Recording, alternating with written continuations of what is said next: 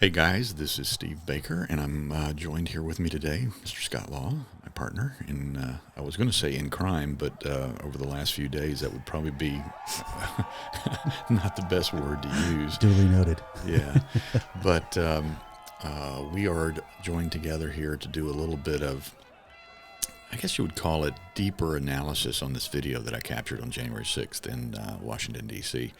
at the rally / protest / riots / insurrection / sedition / breach / I don't know what else they're calling it at this point. Oh, domestic terrorism. And I'm not making light of any of that. It's just that I'm overwhelmed by what I not only experienced that day, but the aftermath as well, especially as it relates to the media. And we're going to kind of get into some of that here over the next few minutes. I don't know how you want to do this, Scott. I'm going to let you kind of guide me through the video portion of this. Basically we're opening up here and we are talking about just the initial shots. I mean, look at the mass of humanity here. You can't count the heads on the screen, but how far do you think you were between there and the monitor where the president and his family were speaking? I was easily let's say 1.5 football fields to up to 2 football fields length. 250 yards away. Right. So that's from the single screen that they had set up at the Washington Monument. Yeah. Now this is something that it's really interesting, Scott, that needs to be told, and nobody's telling it in the mainstream media whatsoever. In fact, I haven't even heard it in the alternate media. There have been estimates, as you know, on this crowd size. I mean, I've seen, people that attended there. I've seen them, saying anywhere from 1 million to 1, bless her heart, she was saying there's 3 million people there and that sort of thing. and I'm not so sure that either one of those numbers are correct, but I can tell you that what the mainstream media is telling us is absolutely incorrect. So you and I went and looked at the Wikipedia page just a few minutes ago. There's already a Wikipedia page up about the was it the Stop January Steal? 6th? Yeah, January 6th protest. January 6th protest. DC. Yeah. And they had Park Police estimates of anywhere from 10,000 to 80,000 as the crowd size. 10,000 to 80,000. Okay, so it's absurd. Yeah, so we'll just bank that number for a moment, and let's go back. Now, I forget what I should have looked this up before we started, but whatever the organization was, it was like, Women for Trump or something like that, that actually purchased the license to this particular rally with the Park Police. They purchased a license a few weeks ago, anticipating only 10,000 people. At least that was the size of the license that they made the registration for this particular protest rally. The day before the event, they went back and amended that and upped the number to 30,000. Okay, so they had been given information from local metropolitan information as far as hotels and that sort of thing, that they were going to have a much bigger crowd than they originally anticipated. So they upped it from 10,000 to 30,000. All right, so bank that number now. Ready? You with me, Scott? Yeah, I'm with you. All right. So we have a Wikipedia announcement saying that there was going to be between 10,000 and 80,000 people there. Well, that's an absurd leap right there. Somebody can't figure out the difference between a 10,000 and an 80,000 crowd size. That's pretty nuts. Then we have the permit size up to 30,000. And then we got there on Wednesday morning, and I'm seeing them arrive from every angle, every direction, by the tens of thousands. Okay, now so let's take that shot right there. All right, so we've scanned. Those of you who are watching, we've scanned. We zoomed in on the stage and the monitor, the huge screen that you could see over the heads of tens of thousands of people, and now we're actually looking at the Washington Monument. Okay, let's talk about that. The Washington Monument lawn is 106 acres. Now, the base of that monument was 55 feet wide. Yeah, so somewhere between 4 and 5 stories tall, if it was laying on its side. Correct. Is just the base of that monument. Right? Yeah. I sat down with the calculator a few days ago, and figured out that if you give every participant that stood on an American-sized football field, not including the end zones, it's just the 100-yard football field, and you had that particular space filled with humans, and you gave all of them a 6 square foot little block to stand inside of. In that space, or using 6 square foot per person, you would be able to fit 8,000 people on an American football field. Okay? A football field is 1.32 acres. The monument lawn is 106 acres. So maybe 80-ish, 85 football fields? Yeah, let's go with 80 football fields. Okay. Ish. All right. But let's be more conservative. Let's go with half of, because there is quite a bit of lawn. This is the largest section of the lawn on this side of the monument. But there's quite a bit of lawn on the other side as well. And this is up the hill coming from the direction of the ellipse where the main event was scheduled to happen. The ellipse is 52 acres. Let's just call the Washington Monument lawn at half of the 106. Okay, so 53. Yeah, so 53 plus 52. We're over, and the ellipse was just absolutely frickin' packed. So let's just call it, they used 2 acres for the stage and the setup and blah, blah, blah, security zones. So and maybe all that 100? stuff. So let's just bring it down to 100 usable acres Of the 150, whatever. of the humanity. Yeah. In some sections of this, I can tell you that people were crushed in at less than that 6 square foot of humanity. And I will tell you that because me and my friend that went with me that day, we got caught up in the crush. It was almost like a dystopian Star Trek scene where the overcrowded planet and people can't move down the streets and the hallways and the byways and everything else. If you ever remember that scene, I forget what the episode is called, but they're all wearing white, and there was just no room left on the planet. They were so overcrowded, and that's what it felt like. We got, for about 30 minutes, we got caught in this crush of humanity where we couldn't move at all. I mean, we were paralyzed, and we made that mistake because we were trying to get to the ellipse and trying to get closer to the stage, but we gave up. The crush was just too great, so we finally backed our way out and worked our way back out to the Washington Monument lawn and took a position, as I said, about 150, 200 yards away from that one screen and just settled in there and waited for the proceedings to begin. And it was, as you can see from the shot, Scott, when you look at that, I mean, so that's how thick the humanity is, and It's crazy. yeah, and again, when you look at the base of that, and if you turn the Washington Monument on its side, it's 4.5, 5 stories tall, laying down there at the base, and that's how many. This is just offering perspective.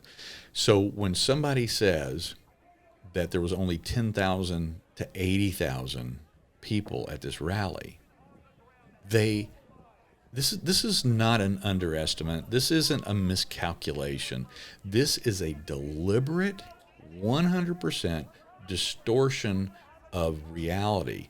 I'm kind of stuck on this phrase right now, where I'm calling it the Stalinization of information. Which right is a now. wonderful phrase. And Scott and I have a little bit of experience with that, and so that's why he likes it. But it's a flat out lie, because, as I said, if you take 50 acres from the ellipse and you just take only half or less than half of let's say 50 acres at the memorial, Scott, that's, what is that, 800,000 people? Yeah. 800,000 people at the bare minimum, being ultra conservative. And, it could have been double that. Right. It's hard to see, but I'm holding my camera up, and I'm getting, there's just no end in any direction. And you're not, obviously, because the hill rises to the monument. There's people on the other side. Oh, yeah. And there's people to the right and to the left, because you don't have an ultra wide zoom. Right.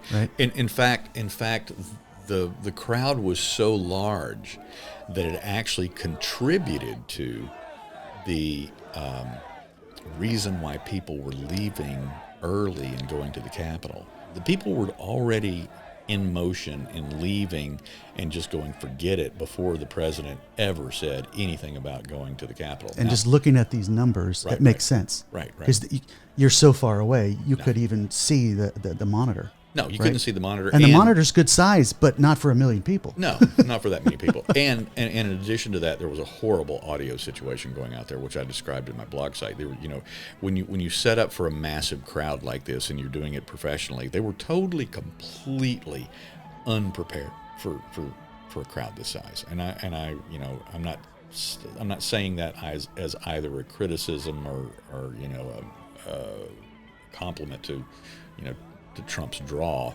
but the bottom line is that they were completely and 100% unprepared because they did not have the audio, they did not have the video, they did not have anything production-wise, as we say in the music business, to accommodate what was happening here. So consequently, they were trying to get audio levels up too high. They were overdriving speakers. They were crushing their amplification. It would fade in and out. It would go. It was really, really tough.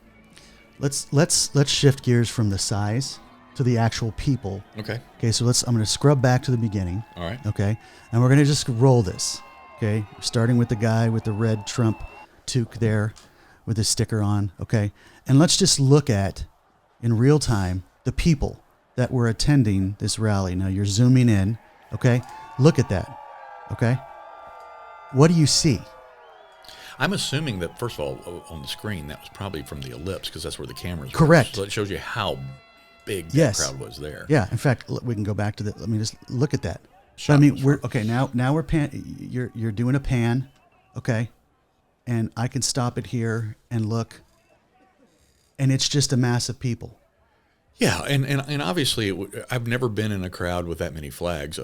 Flags of all types. Obviously, Old Glory and Trump flags predominated, but the number of other types of the Gadsden flags and pro Second Amendment flags, and there was ethnic flags of all types out there.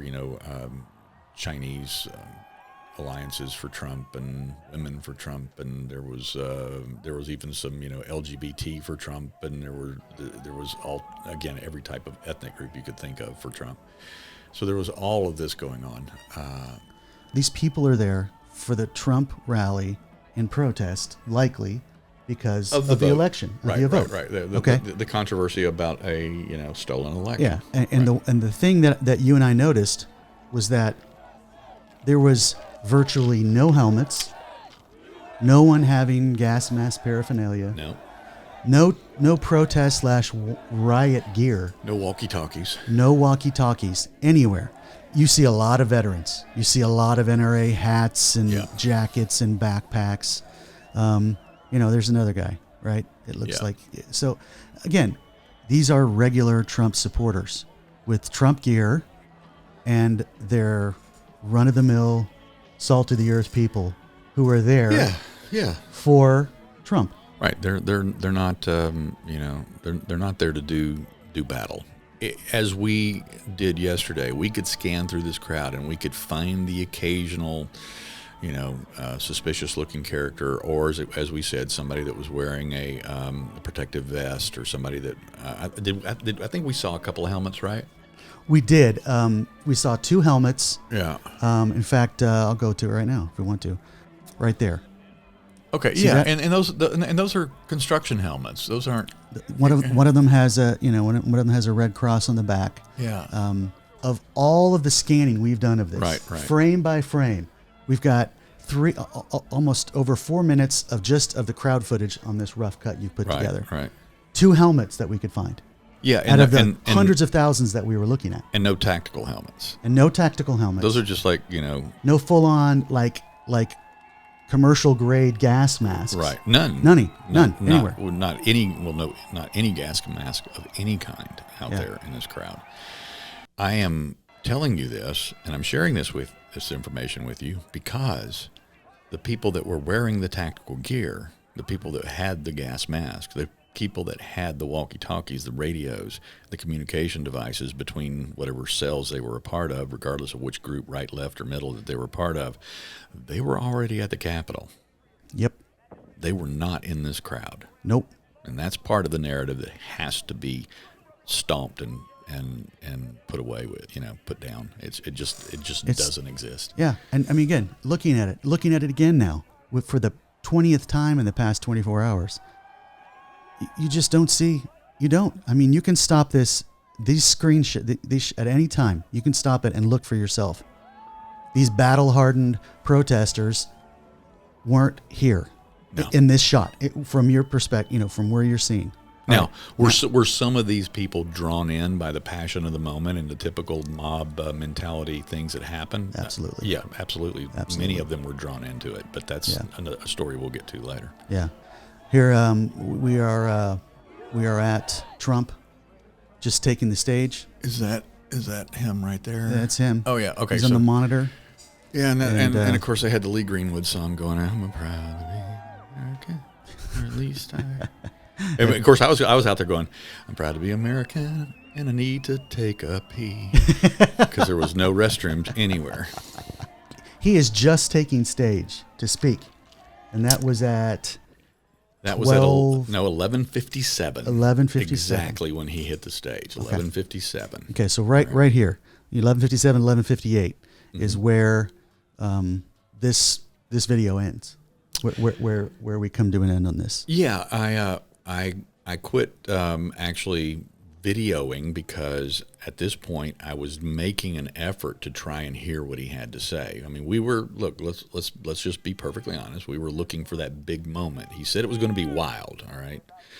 And well, it got wild, but it had nothing to do with the rally itself. There was nothing wild about the rally. It was very anticlimactic. The opening speakers did nothing to warm up the crowd. He brought nothing new information-wise to the stage or the agenda or to what people were hoping for.